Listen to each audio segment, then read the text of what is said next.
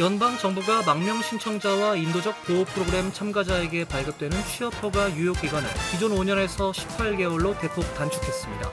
합법 이민에 대한 규제 강화를 본격화한 것으로 평가됩니다. 플로리다주에서 의료인 복장을 한 여성이 연방 요원들에 의해 체포되는 영상이 공개됐습니다. 여성은 자신이 시민권자라고 밝혔지만 요원들은 여성에게 수갑을 채우고 구금했습니다. 법원이 범죄 척결을 명목으로 수도 워싱턴 DC에 주 방위군을 투입한 정부의 조치가 당분간 유지되도록 하는 결정을 했습니다. 연방 정부와 주 정부의 오바마 케어 보조금 관리가 극도로 허술한 것으로 드러났습니다. 허위 신원으로 보험을 신청해도 대부분 승인이 났으며 동일한 소셜 번호로 혜택을 중복 수령한 정황도 수만 건 확인됐습니다. 연방 대법원이 공화당에 유리하게 조정된 텍사스주 연방 하원 선거구 조정안을 허가했습니다. 공화당은 내년 중간 선거에서 5석을 추가 확보할 것으로 보여 과반 의석을 차지할 가능성이 높아졌습니다. 이상은 오늘의 주요 뉴스입니다.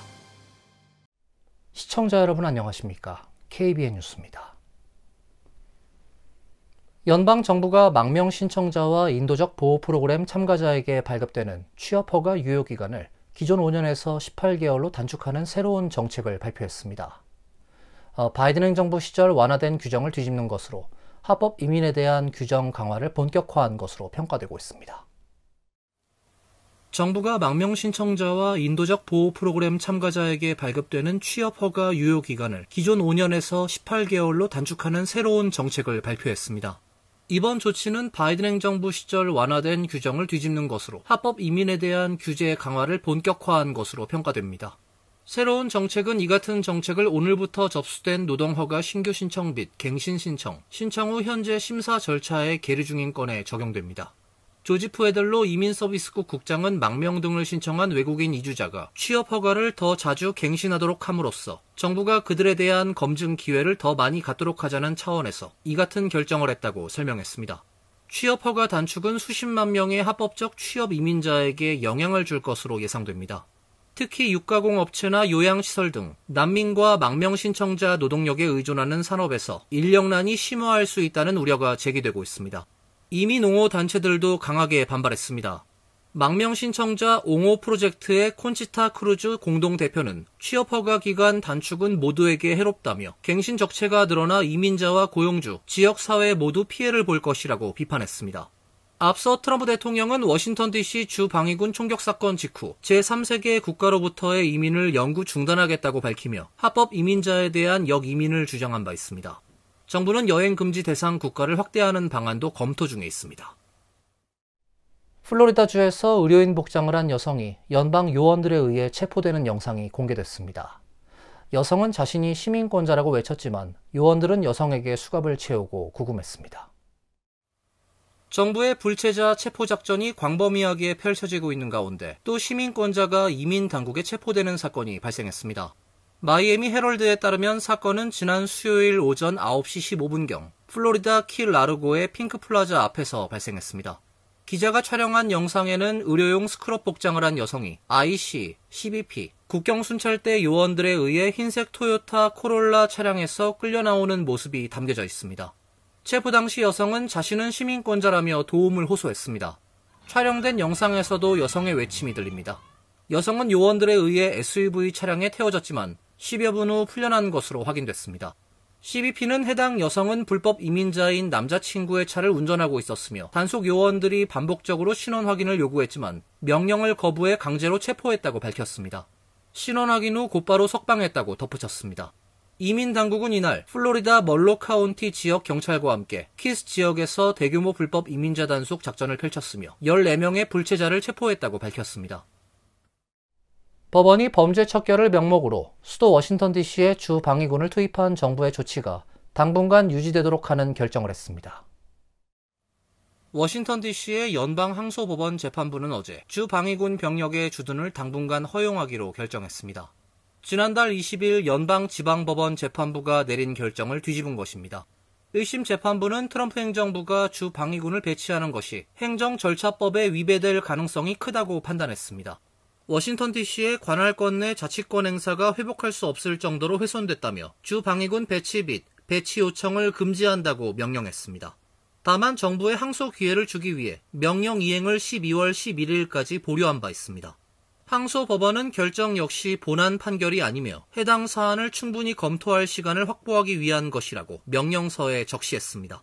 뉴욕타임스는 항소 법원의 결정으로 트럼프 대통령은 민주당 소속 지자체장이 운영하는 도시를 통제하기 위해 주 방위군을 동원하는 광범위한 시도를 연장할 것으로 보인다고 보도했습니다. 트럼프 대통령은 지난 8월 워싱턴 DC에 처음 주 방위군을 배치했으며 이후 꾸준히 병력을 늘려 현재 최대 2,000명 이상이 주둔하고 있습니다. FBI가 지난 2021년 연방의사당 폭동 전날 공화당과 민주당 전국위원회 본부 인근에 파이프 폭탄을 설치한 혐의를 받고 있는 용의자를 체포했습니다. 사건 발생 약 5년 만인데요. FBI는 그동안 50만 달러의 현상금을 걸고 수백 건의 제보를 수사해왔습니다. 연방수사국은 어제 지난 2021년 공화당과 민주당 전국위원회 본부 인근에 폭발물을 설치한 혐의를 받는 남성 용의자를 체포했다고 밝혔습니다. FBI는 수만 개의 비디오 파일과 수백 건의 제보에 더해 휴대전화 기지국 데이터를 분석한 끝에 약 5년 만에 남성 용의자를 체포했습니다. 펜 본디 법무장관은 어제 용의자는 버지니아주 우드브리지 출신 30세의 브라이언 콜 주니어로 폭발물 사용 혐의로 기소될 예정이라고 밝혔습니다. 용의자는 부모님과 함께 살며 보석 보증회사에서 근무하고 있었던 것으로 알려지고 있습니다. 용의자는 2021년 1월 5일 밤 국회의사당에서 불과 몇 블록 떨어진 민주당 전국위원회 본부 외부와 공화당 전국위원회 건물 뒤편 골목에 폭탄을 설치했습니다. 폭탄은 지름 1인치, 길이 8인치의 파이프, 주방 타이머, 수제 흑색 화약으로 만들어졌습니다. 연방 당국은 트럼프 대통령의 지지자들이 경찰 저지선을 뚫고 국회의사당을 공격하기 직전인 다음 날 오후 폭탄을 발견했습니다. 카멀라 해리스 당시 부통령 당선인은 발견 직전인 오전에 폭탄에서 6m 거리까지 근접하기도 했습니다. 폭탄은 폭발하지 않았으나 폭발 가능성이 있었다고 FBI는 밝혔습니다. 연방 당국은 전국에서 국회의사당 폭동에 가담한 용의자 1,500명 이상을 추적 기소했으나 파이프 폭탄 사건은 미제로 남아 있었습니다. FBI는 그간 용의자가 담긴 영상을 게시하고 50만 달러의 현상금을 걸고 추적해왔습니다. 오바마 케어 보조금 연장을 둘러싸고 민주공화당의 대립이 이어지는 가운데 연방정부와 주정부 모두 보조금 관리가 극도로 허술한 것으로 드러났습니다. 허위 신분으로 보험을 신청해도 대부분 승인이 났으며 동일한 소셜번호로 혜택을 중복 수령한 정황도 수만 건 확인됐습니다. 연방회계감사원은 최근 보고서에서 정부가 지급하는 보험료 보조금 제도에 광범위한 사기 취약성이 존재한다고 지적했습니다. 보고서에 따르면 감사원이 최근 2년간 실시한 함정 테스트에서 연방건강보험 거래소는 허위가입 신청 10건 중 9건을 승인한 것으로 파악됐습니다.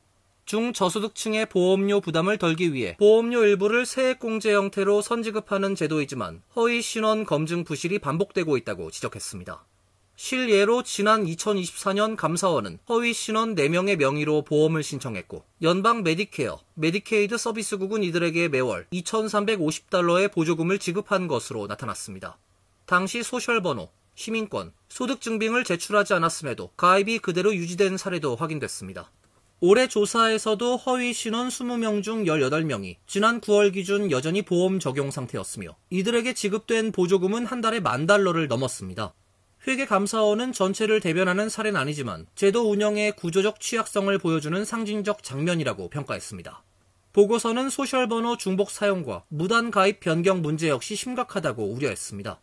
동일 소셜번호로 1년치 이상의 보험 혜택을 중복 수령한 정황은 2023년 29,000건, 2024년엔 68,000건 이상에 달했습니다. 보험 에이전트가 소비자의 동의 없이 가입 조건을 변경했을 가능성이 있는 사례도 2023년 최소 3만 건, 2024년엔 16만 건으로 크게 늘었습니다. 이는 약 처방 중단이나 의료 이용 차질로 이어질 수 있는 중대한 문제라는 게 보고서의 설명입니다. 회계감사원은 후속 분석을 거쳐 최종 보고서를 발표할 계획입니다. 연방 대법원이 공화당에 유리하게 조정된 텍사스주 연방 하원 선거구 조정안을 허가했습니다. 분석에 따르면 공화당은 내년 중간선거에서 5석을 추가 확보할 것으로 보여 하원에서 과반 의석을 차지할 가능성이 더 높아졌습니다.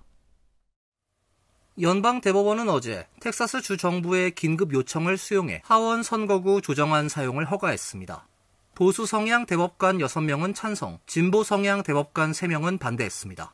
대법원은 선거구 조정안 효력을 중지한 하급심이 모호한 직접 증거와 정황 증거를 입법부에 불리하게 해석함으로써 입법부의 선의 추정을 존중하지 못하는 등 오류를 범했을 가능성이 있다고 판단했습니다. 공화당 우위인 텍사스주 의회는 지난 8월 공화당이 추가 의석 5석을 확보하는 걸 목표로 하는 연방 하원 선거구 조정안을 통과시켰습니다. 조정안이 흑인과 히스패닉계 유권자의 투표력을 약화시켜 인종 게리맨더링에 해당한다는 지적이 나왔고 시민단체와 유권자들은 연방법원에 소송을 제기했습니다. 이번 결정으로 내년 중간선거에서 공화당이 하원 장악을 유지할 가능성은 높아졌습니다. 조정안을 적용하면 민주당이 차지한 하원 의석 5석이 공화당으로 넘어갈 가능성이 높다는 평가입니다. 공화당은 현재 하원에서 3석 우위로 과반 의석을 확보하고 있습니다. 공화당 소속 그레그 에버 텍사스 주지사는 성명에서 텍사스는 공식적으로 법적으로 더 레드 스테이트가 됐다며 환영했습니다. 반면 유진 우 텍사스 하원 민주당 원내대표는 대법원은 오늘 텍사스 유권자들과 미국 민주주의를 배신했다며 증거가 눈앞에 뻔히 보이는데도 법원은 소수 공동체를 보호하지 않는다고 반발했습니다. 미군이 국제법 위반 논란이 일파만파 퍼지는 중에도 마약 밀수선으로 의심되는 중미 선박을 겨냥한 군사작전을 제기했습니다. 민주당은 헤그세스 국방장관이 전쟁 범죄를 지시했다고 보고 탄핵 심판을 추진하고 있습니다. 미군 남부사령부는 어제 X에 피트 헤그세스 국방부 장관의 지시에 따라 국제해역에서 지정 테러 조직이 운용하던 선박에 치명적 타격을 가했다고 밝혔습니다. 사령부는 정보 분석 결과 해당 선박은 불법 마약을 실은 채 동태평양의 주요 밀매 항로를 따라 이동 중이었다며 선박에 타고 있던 남성 마약 테러리스트 4명이 사망했다고 전했습니다. 사령부는 고속으로 항해 중이던 선박이 공격받아 폭발하며 화염에 휩싸이는 영상도 함께 공개했습니다. 이번 공습으로 미군의 카리브해 동태평양 일대 군사작전에 따른 사망자는 최소 87명으로 늘어났습니다. 이번 작전은 미군이 최근 첫 타격에서 살아남은 선박 탑승자들을 의도적 2차 공격으로 전원 사살한 사건 때문에 국제법 위반 논란이 커진 상황에서 나왔습니다. 미군은 지난 9월 2일 카리브해에서 마약을 운반하고 있는 것으로 의심되는 베네수엘라 국적 선박을 격침했는데 피격 후 선박 잔해에 매달린 생존자 2명을 2차 표적 공습으로 살해했습니다. 헤그세스 장관이 이들을 전원 살해하라고 지시했다는 워싱턴 포스트의 보도가 나오면서 미군이 전쟁 범죄를 저지른 게 아니냐는 논란이 일었습니다. 헤그세스 장관은 관련 보도를 가짜뉴스라 일축하며 생존자 2차 공격은 현장 지휘관이 내린 결정이라고 선을 긋고 있습니다. 야당인 민주당은 헤그세스 장관이 전쟁 범죄를 지시했다고 보고 탄핵 심판을 추진하고 있습니다. 맨해튼 타임스스퀘어 지하철역에서 노숙자로 추정되는 남성이 불길에 휩싸이는 사건이 발생했습니다. 현장에서 도주한 용의자는 사건 발생 사흘 만에 경찰에 체포됐는데요. 18세 남성으로 살인 미수 혐의로 기소됐습니다. 뉴욕포스트에 따르면 지난 1일 오전 3시께 3번 전철 안에서 잠을 자던 노숙자에게 불을 붙이고 달아나는 사건이 발생했습니다. 피해자는 다음 역 플랫폼에 도착한 직후 화염에 휩싸였고 온몸에 심각한 화상을 입었습니다. 전철 좌석에서 불에 탄 피부 조각이 발견되기도 했습니다. 피해자는 초기 조사에서 자신이 열차 안에서 잠을 자고 있을 때 누군가가 자신에게 불을 붙였다고 진술했으나 이후 진술을 번복하며 정확한 사건 경위는 확인되지 않고 있습니다. 경찰은 용의자가 찍힌 CCTV 영상을 확보해 공개하고 수사에 나섰습니다. 화면 속의 용의자는 검은색 모자, 회색 후드 자켓, 검은색 바지를 입고 배낭을 메고 있었습니다. 용의자는 도주 사흘 만에 경찰에 체포됐습니다. 할렘에 거주하는 18세 남성 히람 카 레로로 살인 미수, 폭행, 재산 손괴, 방화 등의 혐의가 적용됐습니다. 피해 남성은 다리에 심한 화상을 입고 병원에서 치료 중이지만 생명엔 지장이 없는 것으로 알려졌습니다. 뉴욕시 지하철에서 승객 몸에 불을 지른 사건은 지난해 12월에도 발생해 여성 피해자가 목숨을 잃었습니다. 이어서 간추린 소식입니다. 미디어 콘텐츠 기업 넷플릭스는 오늘 할리우드를 대표하는 워너브라더스 디스커버리를 720억 달러에 인수하기로 하는 최종 계약을 체결했다고 밝혔습니다. 넷플릭스는 워너브라더스의 영화, TV 스튜디오와 스트리밍 서비스 HBO 맥스 등 사업 부문을 인수하게 됩니다. 넷플릭스는 이번 인수합병이 최종 종결까지 12에서 18개월이 소요될 것이라고 예상했습니다. 따라서 워너브라더스는 지분 매각이 마무리되기 전 내년 3분기까지 CNN, TNT, 디스커버리 등 케이블 TV 채널이 포함된 방송사업 부문 기업 분할을 완료할 예정입니다. 워너브라더스와 넷플릭스의 인수합병이 마무리되면 세계 최대 스트리밍 서비스 넷플릭스와 오랜 역사를 자랑하는 할리우드 대표 스튜디오 워너브라더스가 결합하면서 엔터테인먼트 산업에 지각 변동을 일으킬 것이란 전망이 나오고 있습니다. 뉴욕 일원의 독감 환자가 급증하고 있습니다. 지난 2일 뉴욕주 보건국이 공개한 자료에 따르면 지난달 22일 기준 뉴욕시에서 발생한 독감 환자는 총 4,146명으로 직전주 대비 119% 증가했습니다. 뉴욕시 5개 보로 중 독감 환자가 특히 급증한 지역은 브롱스와 스태튼 아일랜드로 브롱스는 전주에 비해 3배가량 늘어난 755건, 스태튼 아일랜드 역시 3배 증가한 2,304건으로 집계됐습니다. 퀸즈 지역은 649명에서 1,341명으로 2배가량 늘었으며 브루클린 140건, 맨해튼은 400여 명의 환자가 발생했습니다. 다만 독감 검사나 진단을 받지 않은 시민들도 상당수 있어 실제 독감 환자는 훨씬 더 많을 것으로 추정되고 있습니다. 뉴욕시를 제외한 뉴욕주 독감 환자는 전주보다 114% 늘어난 3,619명으로 확인됐습니다. 뉴욕시 의회는 어제 본 회의에서 최근 에릭 아담스 시장이 반대 의사를 밝힌 조례안들을 모두 재의결하며 거부권을 무효화했습니다. 의회는 뉴욕시의 저소득층 주택 바우처 프로그램인 수혜 가구의 렌트 부담 상한을 소득의 30%로 유지하도록 명문화한 조례안을 최종 확정했습니다. 아담스 시장은 이 조례가 시 예산에 부담을 줄 수 있다는 이유로 거부권을 행사했습니다. 또 200명 이상 직원을 둔 민간 기업의 임금 관련 데이터를 매년 제출하도록 하는 조례안도 재의결했습니다. 아울러 대형 민간 기업의 연 1회 임금 형평성 조사를 의무화하는 조례안도 시장의 거부권에도 불구하고 통과됐습니다.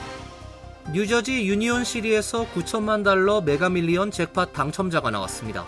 뉴저지 복권국에 따르면 지난 2일 추첨에서 나온 메가밀리언 1등 티켓이 유니온시리 버겐라인 애비뉴에 위치한 가든스테이트 뉴스 매장에서 판매됐습니다.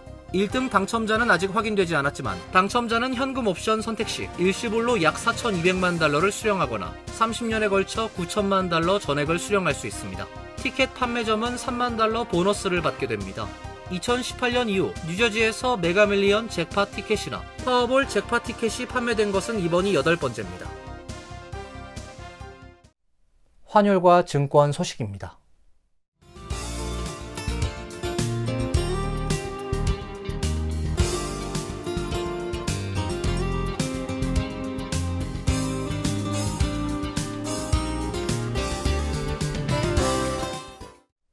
이어서 날씨입니다.